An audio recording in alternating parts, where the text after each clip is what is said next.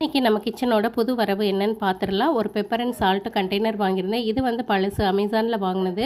இதில் வந்து பார்த்திங்கன்னா இந்த ஷேக்கர் வந்து பார்த்திங்கன்னா அப்படியே பிளாக் ஹோல்ஸ் வந்து அப்படியே ஓப்பன்லேயே இருக்கும். ஸோ வந்து அதை ரொம்ப நாளாக மாற்றணுன்னு இருந்தேன், மாற்றியாச்சு. இது வந்து ஒரு லோக்கல் ஷாப்பில் தான் வாங்கியிருந்தேன். ப்ரைஸும் அஃபோர்டபுள் தான் கிடச்சிது. 60 ருபீஸ் வந்து ஒரு பீஸ்ன்னு வாங்கியிருந்தேன். இதில் மொத்தம் 4 பீஸ் வாங்கினேன். இன்னுமே வந்து பார்த்திங்கன்னா ரெட் அண்ட் பிளாக்கில் ஒரு செட்டு இருக்குது, அது வேறு வீடியோவில் காமிக்கிறேன். இந்த பிளாக் வந்து பெப்பருக்கும் ஒயிட் ஃபார் சால்ட்டுக்குன்ற மாதிரி யூஸ் பண்ணிக்கிட்டேன். பார்க்கவே ரொம்ப காம்பேக்டாக அழகாக இருந்தது. சரின்னு சொல்லிவிட்டு இன்றைக்கி தான் அதுக்கு மாற்றுறதுக்கு நேரம் வந்திருக்கோ என்னமோ தெரியல. இன்றைக்கி தான் இது சேஞ்ச் பண்ணியாச்சு.